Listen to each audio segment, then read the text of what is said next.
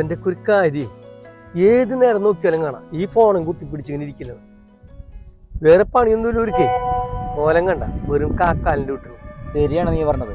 കുറച്ച് ദിവസമായിട്ട് ഇതാണ് അവന്റെ പാട്.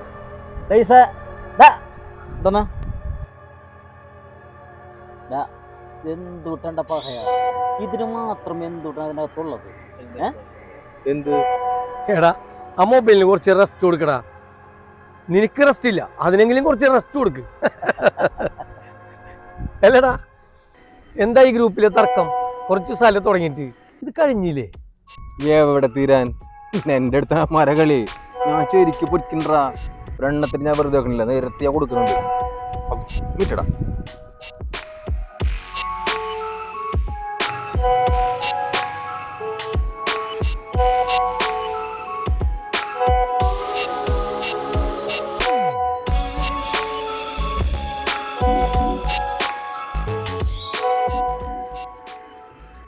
ഇവന്റെ ഒക്കെ ഒരു ജന്മ ഇതിങ്ങനെ തീരുള്ളൂ. അല്ലടാ സിഫേ, ഇത് ഇത്ര മാത്രം പരിസരബോധം മറന്നുകൊണ്ട് ഇവരിതിൻ്റെ അകത്ത് നോക്കിയിട്ടുണ്ടെങ്കിലേ ഇവന് ഏത് ഗ്രൂപ്പിലുള്ളത്? ഇവന് അതാണ് വിറ്റ്. നാടിനെ നന്നാക്കാനും അധികാരികൾക്ക് കോട്ടകൾ ചൂണ്ടിക്കാണിക്കാനും വേണ്ടി പുതിയൊരു ഗ്രൂപ്പ് ഉണ്ടാക്കിയിട്ടുണ്ട്. അതിന്റെ അഡ്മിനാണ് മൂപ്പര്.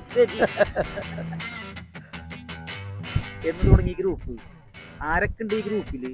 അതോ ഇവ മാത്രമേ ഉള്ളൂ? കുറെ നാളായി റാഫി തുടങ്ങിയിട്ട്. കുറെ പേര് വിദേശത്തുള്ളവരും കുറച്ചു പേര് നമ്മുടെ നാട്ടിലുള്ളവരും. ഗംഭീര ചർച്ചകളാണ് നടക്കണത്. അല്ലടാ, എന്നിട്ട് ഇതിന്റെ പ്രതിഫലനൊന്നും നമ്മുടെ നാട്ടിൽ കാണില്ലല്ല. എങ്ങനെ കാണാനാണ്? ഇതൊക്കെ ഗ്രൂപ്പിൽ തന്നെ കാണുള്ളൂ. അതിന്റെ ഉപദേശങ്ങളും നിർദ്ദേശങ്ങളും കൽപ്പനകളും ഒക്കെ. അല്ലാണ്ട് ഇതൊന്നും നമ്മളെ നാട്ടിൽ കാണൂല. അതെ റാഫിയെ, അതുണ്ടാവണം എന്നുണ്ടെങ്കിലേ നമ്മളെ നാടിന്റെ ഇടപഴകളിലൂടെ ഇടക്കൊക്കെ ഒന്ന് നടക്കണം. നാലാളെ കണ്ട് എന്തെങ്കിലും 4 കൊച്ചു വർത്താനങ്ങൾ പറയണം. ഏതെങ്കിലും ഒരു പാവപ്പെട്ടവരെ കണ്ട് എന്തെങ്കിലുമൊക്കെ ഒന്ന് പിച്ചി കൊടുക്കാനുള്ള നല്ലൊരു മനസ്സ് കാണിക്കണം. അതൊക്കെ പോട്ടെ, സ്വന്തം വീട്ടിലെ കാര്യങ്ങളെങ്കിലും നേരാവണ്ണം ചെയ്യാൻ പറ്റണം. എന്റെ പൊന്നാ ആസിഫെ, ആദ്യം അവനോടൊന്ന് കുളിച്ച് വീർത്തി കിടക്കാൻ പറ, എന്നിട്ട് മതി നാട് നന്നാക്കലൊക്കെ.